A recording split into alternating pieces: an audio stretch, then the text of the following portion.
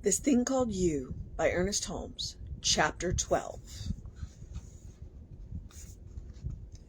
God within you knows by pure intuition, that is, without process of reasoning with reference to external facts or existing conditions.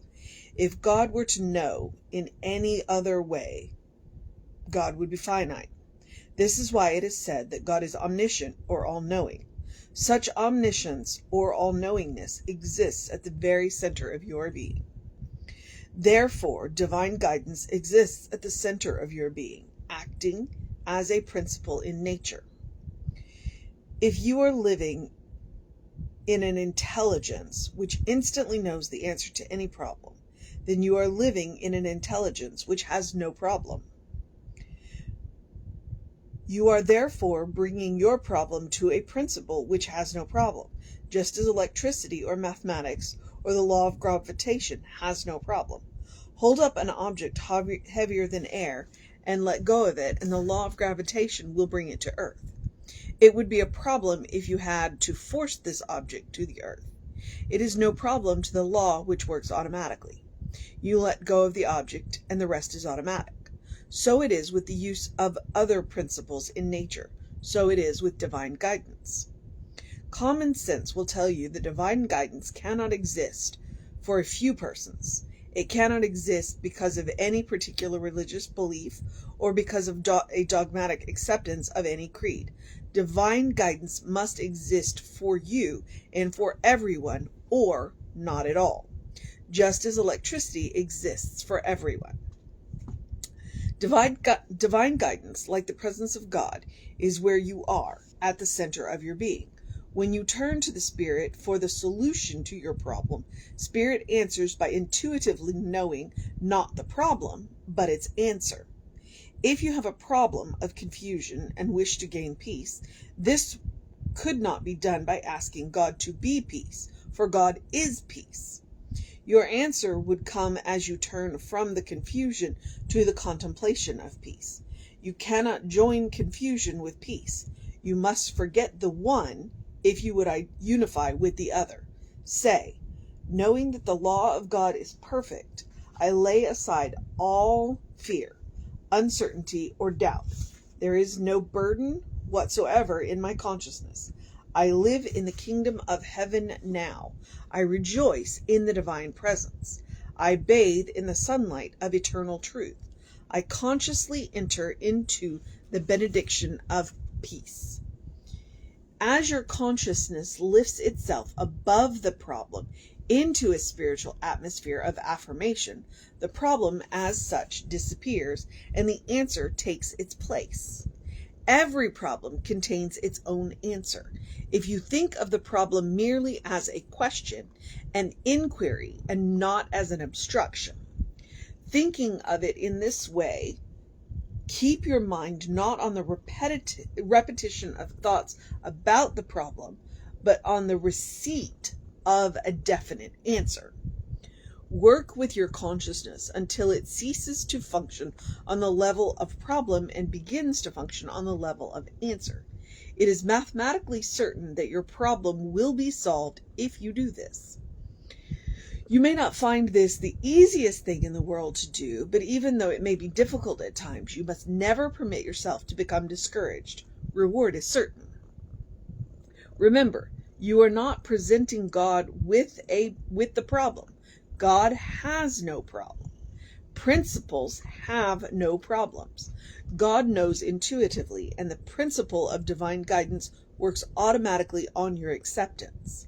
Therefore, when you bring your hope and aspirations to the divine center within you, lay them on the altar of your faith with complete confidence. Say, the Spirit within me knows the answer to any problem which confronts me. I now turn from the problem of the Spirit, accepting the answer. I turn from any thought of confusion to a consciousness of peace. I know that the Spirit of God is within me, and the law of God is around me. I know that the answer, think of the problem not as a problem, but merely as a question, is here and now. It is within my own mind because God is right where I am. In calm confidence, in perfect trust, in abiding faith, and with complete peace, I let go of the problem as a problem. I receive the answer as fulfillment. This is the secret to the answer to prayer. For no matter what particular religious convictions the one praying may have, in the act of effective prayer, they open their consciousness to a divine influx. That which is forever pressing against them flows through them, instructs their intellect, deepens their will, and executes its law through their act. Through divine intuition,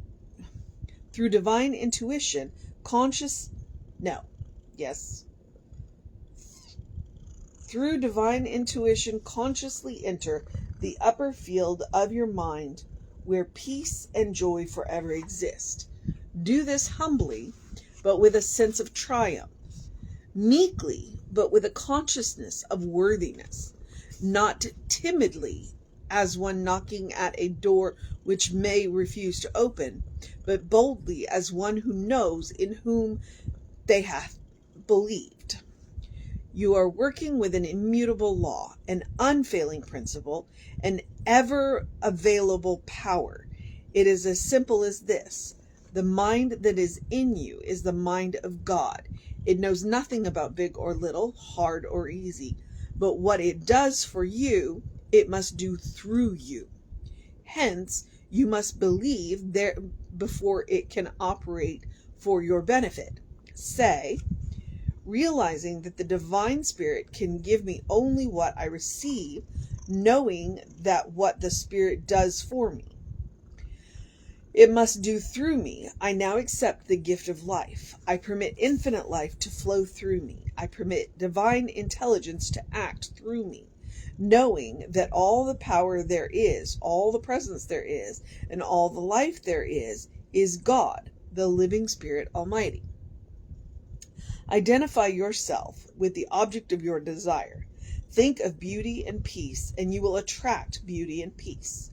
Watch yourself and see if you are believing that any condition or situation, past or present, can limit your use of this divine law.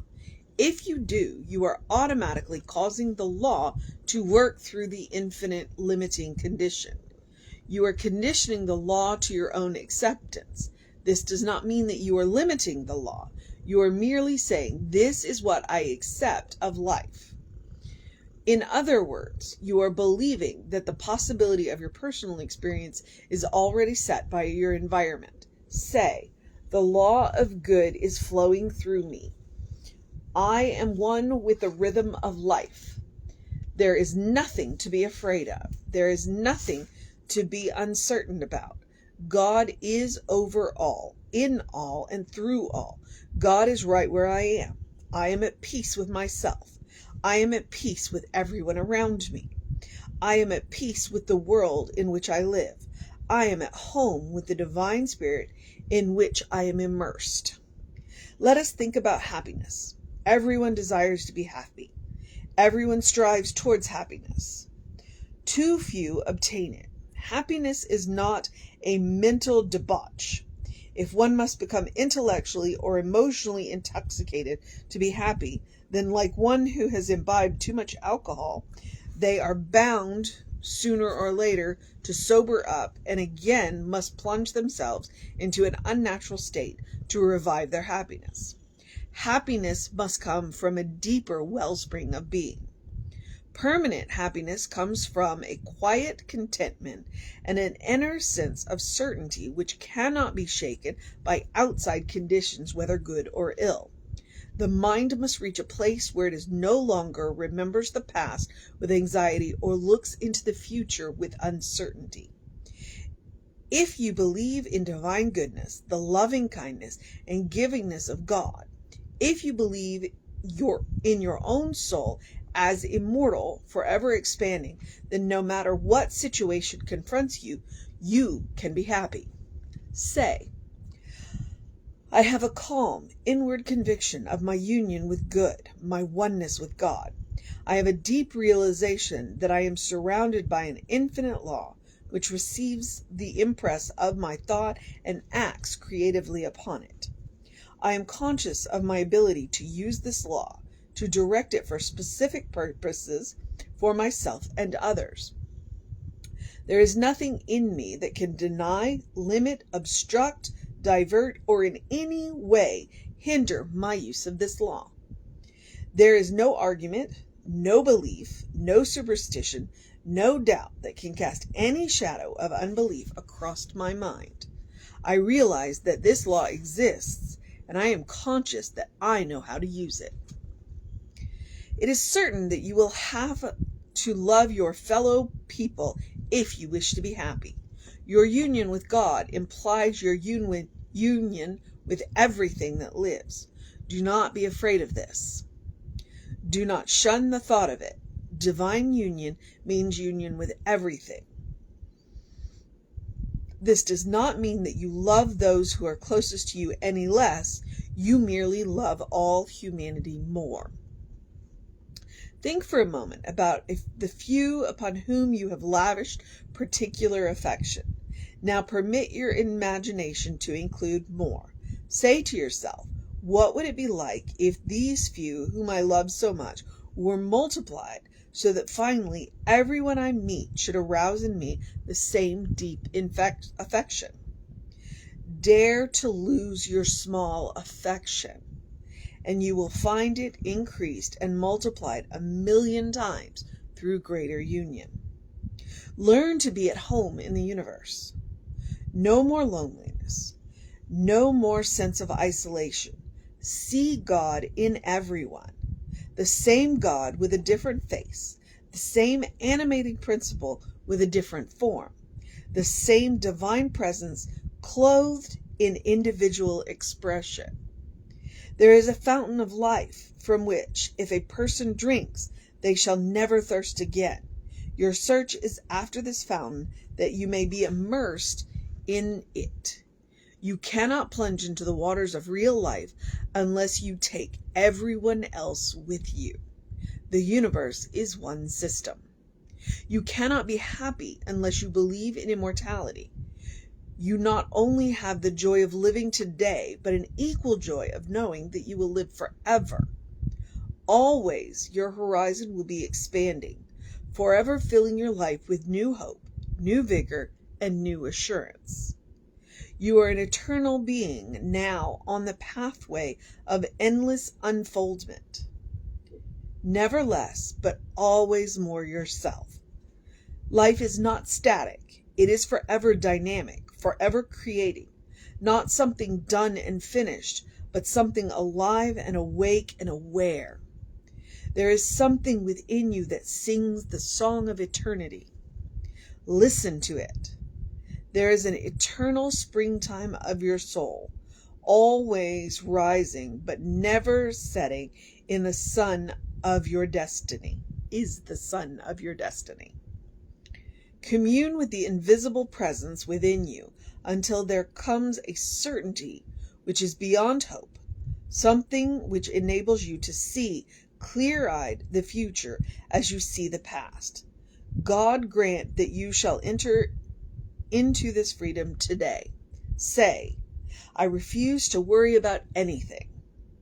I have complete confidence that the God who is always with me is able and willing to direct everything I do, to control my affairs, to lead me into pathways of peace and happiness. I free myself from every sense of condemnation, either against myself or others. I loose every sense of animosity. I now understand that there is a principle and a presence in every person, gradually drawing them into the kingdom of good. I know that the kingdom of God is at hand, and I am resolved to enter into this kingdom, to possess it, and to let it possess me. You have a silent partner within you, whose energy is inexhaustible and whose intelligence is without limit.